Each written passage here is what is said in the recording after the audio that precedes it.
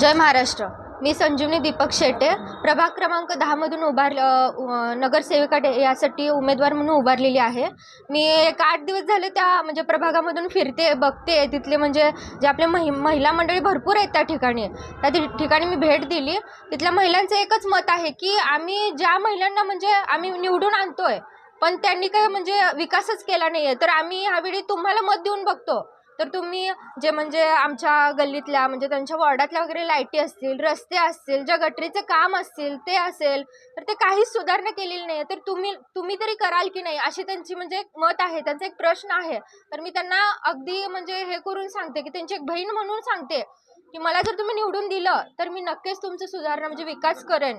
आणि जे एकनाथ शिंदेनी तुमच्यासाठी महिन्याला 1,500 रुपये घरापर्यंत पोच केले, तर त्यांची मी एक लाडली बहीण आणि त्यांच्याच ह्याच्यातून उभारलेली आहे, चिन्हातून उभारलेली आहे, धनुष्यबाण या चिन्हातून। तर मी नक्कीच तुम्हाला एक म्हणजे वचन देते की तुम्हाला नक्कीच विकास घडवून आणेल तुमचा। आणि आता बघतोय आपण की यल्लामा रोड असेल आणि आपलं छत्रीबाग म्हणजे तोच रोड असेल, तर किती त्या म्हणजे लाईटी वगैरे नसतात तिथं, रोड वगैरे व्यवस्थित नसतात। आतून मधून गेलो तर आपल्याला, मी तर अक्षरशः चालत जात होते तर चालता येत नव्हतं तिथं, एवढे खडगाळ वगैरे रस्ते सगळे, अगदी रस्त्यावरून गटरीचं पाणी गेलंय, हे व्यवस्थित नाहीये। तर मी तुम्हाला सांगते की वचन देते की तुम्ही मला निवडून द्याल ना, तर तुमचा विकास मी नक्की करेन, असं मी तुम्हाला वचन देते। जे आपले नगराध्यक्ष पदाचे उमेदवार आहेत सलीमभाई गवंडी, आणि आम्ही जे 15 उमेदवार उभारलो नगरसेविकेसाठी, तर म्हणजे माझी विनंती आहे की तुम्ही सगळ्यांनी आम्हाला मदत करावी, म्हणजे मतदान करून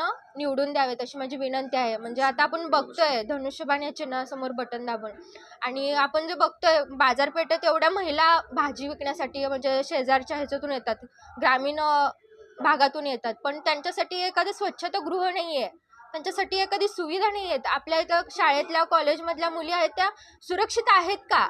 आपण कितीतरी बातम्या बघतोय, वाचतोय, अगदी ते बघितलं की अंगावर काटा येतो की काय चाललंय आपल्या या महाराष्ट्रामध्ये। तर मला हे सगळं बंद करायचंय, आपल्या महिलांसाठी एक स्वच्छतागृह तयार करायचंय, त्यांच्यासाठी एक सुरक्षाचं हे करायचंय मला, की त्यांना असं रस्त्यावरून फिरताना भीती नाही वाटायला पाहिजे की बाबा माझ्याकडे कोण बघतंय का, मला कोण असं करेल का। आपण जी काल बातमी बघितली ते त्यांच्याबद्दल भीती नसावी मनात, अशी मला वाटते। त्यामुळे मी होतील तेवढं विकास करण्याचा प्रयत्न करेल। आणि आपलं नगर विकास खातं आहे ते आपले उपमुख्यमंत्री आपले एकनाथजी शिंदे आहेत, त्यांच्याकडेच आहेत सगळं। म्हणजे आपलं जे 78 कोटी रुपये आपल्यासाठी म्हणजे जत विकासासाठी आले ते त्यांच्याकडून आलंय। जे बाकीचे पक्ष आहेत ते फक्त नावाला आहेत, जे वरून येतंय ते फक्त आपले लाडले भाऊ एकनाथजी शिंदे आहेत त्यांच्याकडून येतंय। त्यामुळे